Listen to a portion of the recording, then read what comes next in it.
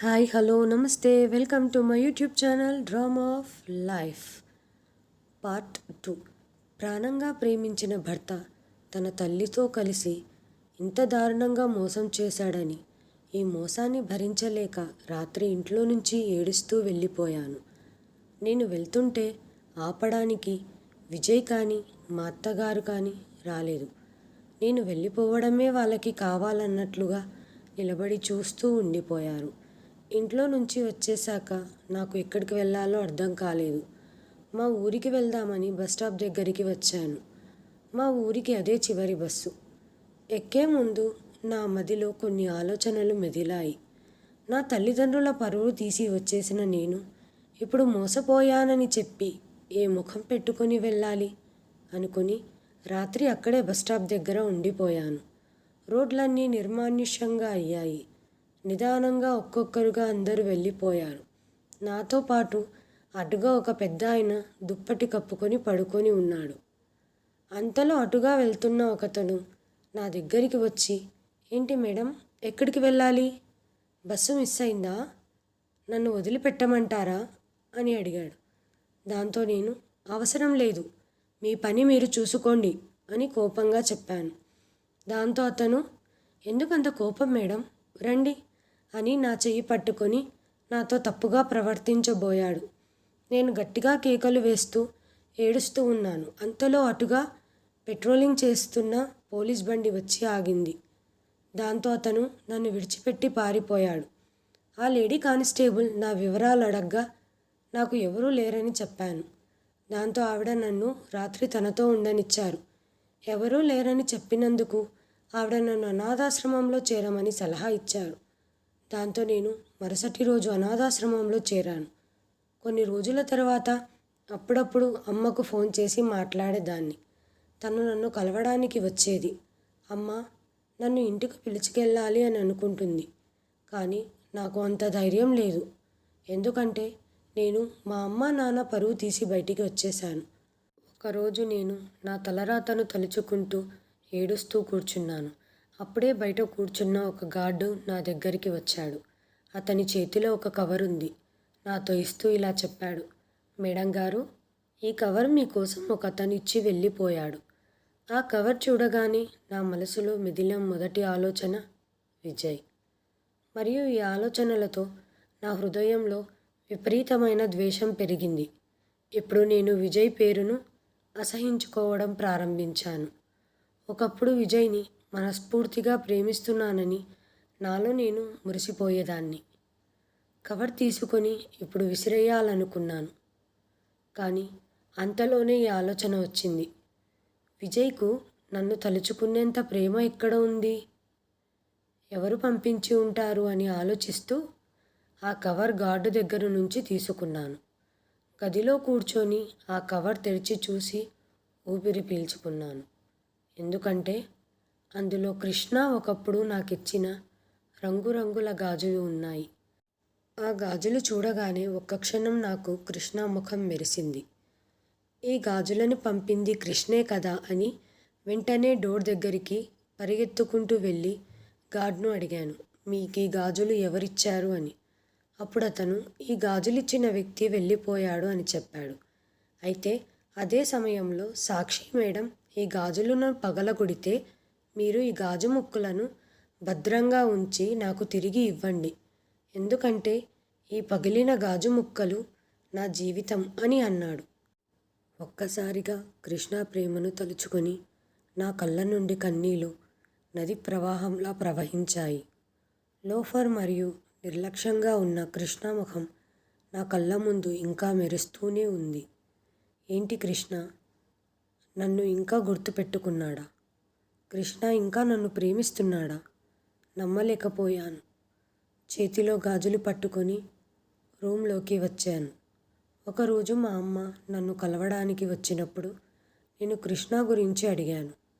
కృష్ణ గురించి అమ్మ చెప్పిన కథ విన్న తర్వాత నా గుండె ముక్కలయ్యింది. సాక్షి, ఎప్పుడైతే నువ్వు విజయ్తో ఇంట్లో నుండి పారిపోయావో ఆ రోజు కృష్ణ చాలా ఏడ్చాడు. అతని అరుపులతో ఊరంతా కదిలి వచ్చింది. కేకలు వేస్తూ అతను రాధా రాధా అని పిలుస్తూ ఏడుస్తున్నాడు. కృష్ణ నన్ను రాధా అని పిలిచేవాడు, నాకు గుర్తుంది. నువ్వు వెళ్ళిన తర్వాత అతను పూర్తిగా మారిపోయాడు. అతను తన తండ్రికి చెందిన భూమిని అమ్మి గ్రామంలో పాఠశాలలు తెరిచాడు. నువ్వు తనని చదువు లేనందు కారణంగా వదిలి వెళ్ళావని అనుకుంటున్నాడు. స్కూల్లో ఒక టీచర్ని పెట్టి మరి ఊళ్ళో పిల్లలందరికీ ఫ్రీగా చదువు చెప్పిస్తున్నాడు. అలాగే ఊరిలో ఒక బిజినెస్ కూడా మొదలెట్టాడు. అది బాగా సక్సెస్ అవ్వడంతో దేవుడి దయ వల్ల అతనికి డబ్బుకు ఏమాత్రం లోటు లేకుండా ఉంది. అతని దగ్గర ఎంత డబ్బులు ఉన్నాయో అంత డబ్బుల్ని పేదవాళ్లకు దానంగా ఇచ్చేసేవాడు. నా దగ్గర ఇన్ని డబ్బులు పెట్టుకొని నేను మాత్రం ఏం చేస్తాను? నా రాధాయే నా దగ్గర లేదు, నాకెందుకు ఈ సంపద అంటూ వెర్రి నవ్వులు నవ్వేవాడు. ఏమి చెప్పడు, ఎవరితో మాట్లాడడు, సైలెంట్గా ఉంటూ ఎప్పుడూ ఏదో ఒకటి కోల్పోయిన వాడిలాగా ఉండేవాడు. నాకు మీ నాన్నకు కృష్ణాని చూసినప్పుడు అతని ఈ పరిస్థితికి రావడానికి కారణం మన కూతురే కదా అని అనిపించేది. కృష్ణ గురించి ఇవన్నీ విని నా కళ్ళలో నుంచి నీరు నది ప్రవాహంలా వచ్చింది. వీలైనంత తొందరగా కృష్ణాని కలవాలని అనిపిస్తుంది. ఎందుకో తెలియదు కానీ అమ్మ, నేను కృష్ణాని కలవాలని అనుకుంటున్నాను అని చెప్పాను. నా మాటలు విని మా అమ్మ కళ్ళల్లో మెరుపు రావడం మొదలైంది. నువ్వు కోరుకుంటే కృష్ణతో కొత్త జీవితాన్ని ప్రారంభించవచ్చు.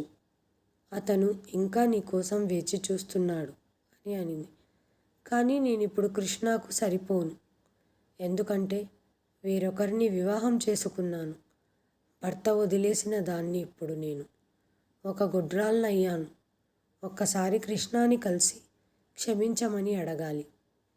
ఎందుకంటే నేను అప్పుడు తన ప్రేమని గుర్తించలేకపోయాను. అలాగే విజయ్ వజ్రం అనుకొని దాంతో తల పగలగొట్టుకున్నాను. నేను అమ్మతో పాటు కృష్ణ ఇంటికి వెళ్ళాను. ఆ సమయంలో తను ఇంట్లో లేడు. పనివాడు మమ్మల్ని బయట హాల్లోనే కూర్చోపెట్టేశాడు. నేను అమ్మ కూర్చొని చాలాసేపు అయింది. కానీ కృష్ణ ఇప్పటి వరకు రాలేదు. పనివాడి పర్మిషన్ తీసుకొని కృష్ణ గదిలో వెళ్ళాను. గది చాలా శుభ్రంగా అందంగా ఉంది. ఆ గదిని చూస్తుంటే బాగా చదివి విద్యావంతుడైన వ్యక్తి గదిలా ఉంది. అలాగే నా చూపు ఒక వస్తువు మీద పడింది. అక్కడ ఒక టేబుల్ మీద పగిలిపోయి ఉన్న గాజు ముక్కల ఫ్రేమ్ కట్టించి పెట్టిన ఒక ఫోటో ఉంది. దాని కింద రాధా అని రాసిపెట్టి ఉంది. ఈ పగిలిన గాజు ముక్కల ఫ్రేమ్ని చూస్తుంటే నాకు తెలిసింది, కృష్ణ అప్పటి నుంచి నన్ను ఇంతలా ప్రేమిస్తున్నాడని నాకు తెలియదు. నేను అతని ప్రేమను మాత్రం గుర్తించలేకపోయాను. కృష్ణ నాకు మొదటిసారిగా గాజులు బహుమతిగా ఇచ్చినప్పుడు దాన్ని కాళ్ళతో తొక్కి విరగ్గొట్టాను. కృష్ణ ఆ ముక్కలైన గాజులను తీసుకొని వెళ్ళిపోయాడు. కానీ ఈరోజు వరకు దాన్ని ఇంత భద్రంగా ఉంచుకున్నాడు. నా కళ్ళల్లో నుంచి నీళ్లు వచ్చాయి. నాకు తెలియదు కృష్ణ ముందే వచ్చి నా వెనకాల నిలబడ్డాడు అని. రాధా అని పిలిస్తే ఒక్కసారిగా వెనక్కి తిరిగాను. పూర్తిగా గుర్తుపట్టలేకపోయాను. కృష్ణ నా ఎదురుగా ఒక పెద్ద మనిషిలా నిలబడి ఉన్నాడు. నేను వెంటనే కృష్ణ వైపు చూసి ఏడ్చాను. తన ఛాతీ మీద పడ్డాను. హద్దులు బద్దల కొట్టాను. నాకు పెళ్ళైందన్న విషయం మర్చిపోయాను. చాలాసేపు అలానే నిలబడిపోయాడు కృష్ణ. నా నోటి నుంచి ఒక్క మాట వెలువడ్డాయి. దయచేసి నన్ను క్షమించండి. నేను మీ హృదయాన్ని గాయపరిచాను. అందుకే దేవుడు నాకు ఇంత పెద్ద శిక్ష వేశాడు. చాలాసేపు తర్వాత కృష్ణ నా తలపై చెయ్యి వేసి, రాధా, నేను నిన్ను ఎప్పుడూ నిందించలేదు. నీ అంచనాలను అందుకోలేకపోవడమే నా తప్పు అని కన్నీళ్లు తుడుస్తూ కృష్ణ నా నుండి వేరయ్యాడు. కొంతసేపటికి, నీ కోసం నా గుండె తలుపులు ఎప్పుడూ తెరిచే ఉంటాయి రాధా. నా మనసులో నువ్వు తప్ప వేరే అమ్మాయికి చోటు లేదు. నువ్వు కోరుకుంటే ఒక్కసారి చూడు అన్నాడు. దాంతో నాకు 5 సంవత్సరాల క్రితం నిర్లక్ష్యపు కృష్ణ ముఖంలో ఉండే అదే కొంటెతనం కనిపించింది అతడి ముఖంలో. నేను ఏడ్చాను. కృష్ణ, ఇప్పుడు నేను నీ ప్రేమకు అర్హురాల్ని కాను. నేను విజయ్ విడిచిపెట్టిన భార్యను మరియు గొడ్రాల్ని. దీనిపై కృష్ణ మాట్లాడుతూ, నేను నిన్ను గాఢంగా ప్రేమించాను. నాకు నువ్వు అదే రాధావి. నీకు పెళ్ళి అయినా గొడ్రాల్వి అయినా నేను పట్టించుకోను. నా చివరి శ్వాస వరకు నిన్నే ప్రేమిస్తాను. కానీ నేను అంత స్వార్థపరురాల్ని కాదు. అందరి జీవితాలలో వెలుగు నింపే కృష్ణ జీవితంలో చీకటిని నింపలేను. నేను తనకి పిల్లల్ని కని ఇవ్వలేను. విజయ్ చేసిన గాయం ఇంకా తాజాగానే ఉంది. నా హృదయంలో ఏ మనిషిని నమ్మాలో నమ్మకూడదో తెలియడం లేదు. రేపు కృష్ణ కూడా పెళ్ళైన తర్వాత మనసు మార్చుకొని పిల్లలు కావాలనుకుంటే అప్పుడు నా పరిస్థితి ఏంటి అని నేను ఏడుస్తూ బయటికి పరిగెత్తి అమ్మ చేయి పట్టుకొని ఇంటికి వచ్చేశాను. అమ్మ నాన్న వాళ్ళు నా పరిస్థితిని చూసి జాలిపడి నా తప్పును క్షమించారు. నా దగ్గరికి వచ్చిన కృష్ణ, రాధా నా ప్రేమను నమ్మడం లేదు. దేవుడా, నా ప్రేమ ఇంత బలహీనమైనదా? అప్పుడు కూడా నువ్వు నా ప్రేమను అంగీకరించలేదు. ఇప్పుడు నువ్వు నా ప్రేమని అంగీకరించలేదంటే నేను నీకు జీవితంలో కనిపించను. శాశ్వతంగా వెళ్ళిపోతాను. ఇక ఎప్పుడు తిరిగి రాను. నేను ఈ మట్టి గాజులను నీ కోసం తీసుకొని వచ్చాను. ఒకవేళ నువ్వు నా ప్రేమను అంగీకరిస్తే ఆ గాజులు వేసుకొని బయటికి రా. లేదంటే ఆ గాజులను విరగ్గొట్టి ఆ ముక్కలను నా దగ్గరికి తీసుకొని రా. ఈ విషయం చెప్పి కృష్ణ గాజులను టేబుల్ మీద పెట్టి వెళ్ళిపోయాడు. నేను చాలాసేపటి వరకు ఆ గాజులను చూస్తూ ఉన్నాను. ఆ దేవుడు నాకు నిజమైన ప్రేమను పొందేటువంటి అవకాశం ఇచ్చాడు. ఇప్పుడు ఆ ఛాన్స్ని మిస్ చేసుకోవాలనుకోవట్లేదు. నేను ఆ గాజులను చేతికి వేసుకొని బయటికి వచ్చేసరికి అప్పుడు కృష్ణ మమ్మీతో మాట్లాడడంలో బిజీగా ఉన్నాడు. నేను నా చేతులను వెనక్కి దాచి ఉంచాను. నేను బయటికి రావడం చూసి కృష్ణ ముఖం మారిపోయింది. అతను ఇంకా అదే ఆలోచిస్తున్నాడు. గాజు ముక్కలను తీసుకొని వచ్చాను అని అనుకుంటున్నాడు. కానీ నేను అతని ముందు వచ్చి నా చేతులు ముందుకు చాచాను. నా చేతికి గాజులు చూసి అతను సంతోషంతో ఎగిరి గంతేసి నా చేతులను పట్టుకొని ముద్దు పెట్టుకున్నాడు. వెంటనే మా అమ్మని అత్తగారు అని పిలిచారు. నేను నవ్వుతూ గదిలోకి వెళ్ళిపోయాను. నేను సరే అనడంతో మా వాళ్ళందరూ పెళ్ళికి రెడీ అయ్యారు. నాన్న వాళ్ళు విజయ్ నుండి విడాకులు తీసుకోవడానికి కోర్టులో పిటిషన్ వేశారు. 1 వారంలో నాకు విజయ్కు విడాకులు అయిపోయాయి. ఈ పెళ్ళి నా మొదటి పెళ్ళిలాగా అనిపిస్తుంది. ఎందుకంటే నిజమైన ఆనందం ఏమిటో నాకు ఇప్పుడే అర్థమైంది. ఇంతకుముందు విజయ్తో నాకు కోర్టులో వివాహం జరిగింది. అప్పుడు కూడా నేను అంత సంతోషంగా లేను. ఇప్పుడు నా మనసులో విజయ్ ఏ మూలనా లేడు. నా మనసంతా ఇప్పుడు కృష్ణ కోసం తహతహలాడుతుంది. మా పెళ్ళి ఘనంగా జరిగింది. మా పెళ్ళైన తర్వాత మొదటి రాత్రి కృష్ణ రూమ్లోకి వచ్చాడు. తను నన్ను తన చేతుల్లోకి తీసుకుని రాధా అంటూ ప్రేమగా పిలిచాడు. నేను చెప్పాను కదా, ఈ రాధ కృష్ణుడికే సొంతమని, మిగిలిన వారంతా గోపికలని. నేనెప్పుడూ ఊహించలేదు కృష్ణతో జీవితం ఇంత ఆనందంగా ఉంటుందని. నేను కృష్ణకు జరిగిందంతా చెప్పాను. నన్ను డాక్టర్ దగ్గరికి పిలుచుకొని వెళ్ళి ట్రీట్మెంట్ ఇప్పించారు. త్వరలోనే అమ్మ అయ్యే అవకాశాలు ఉన్నాయని డాక్టర్ గారు చెప్పారు. ఒకరోజు మార్కెట్లో షాపింగ్ చేస్తూ నేను విజయ్ని చూశాను. కానీ అతని ముఖంలో కొంచెం కూడా సంతోషం కనిపించలేదు. నన్ను చూసి విజయ్ నా దగ్గరికి వచ్చి చేతులు జోడించి నన్ను క్షమించండి అని అడిగాడు. నేను మా అమ్మ మీకు చేసిన అన్యాయానికి ఆ భగవంతుడు మాకు శిక్షను విధించాడు. మా అమ్మ ప్యారలైజ్ అయిపోయింది. ఎప్పుడూ మంచం మీదే ఉంటూ నరకం చూస్తుంది. మా వివాహమై 1 సంవత్సరం తర్వాత కూడా పావని ప్రెగ్నెంట్ అవ్వలేదు అని నేను పావని మెడికల్ చెకప్ చేయించుకున్నాము. దాంట్లో పావనికి ఏం లోపం లేదని, నాలోనే లోపం ఉందని నేను ఎప్పటికీ తండ్రిని కాలేనని ఈ మాట విన్నప్పటి నుంచి పావని పిల్లల్ని కనలేని వాడు అంటూ నన్ను రోజు దెప్పి పొడుస్తూనే ఉంది. సాక్షి, నాకు నీ ప్రేమ చాలా గుర్తుకు వచ్చేది. కానీ ఇప్పుడు నేను ఏమీ చేయలేను.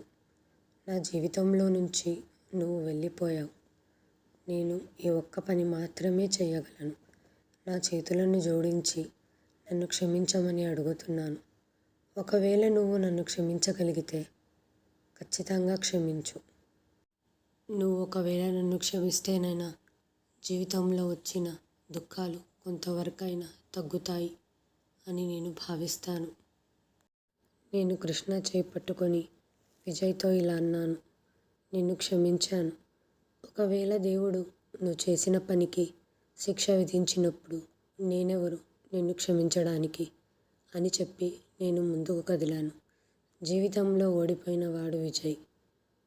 అతను నన్ను చూస్తుండగా నేను కృష్ణ చేయి పట్టుకొని ముందుకు సాగుతున్నాను.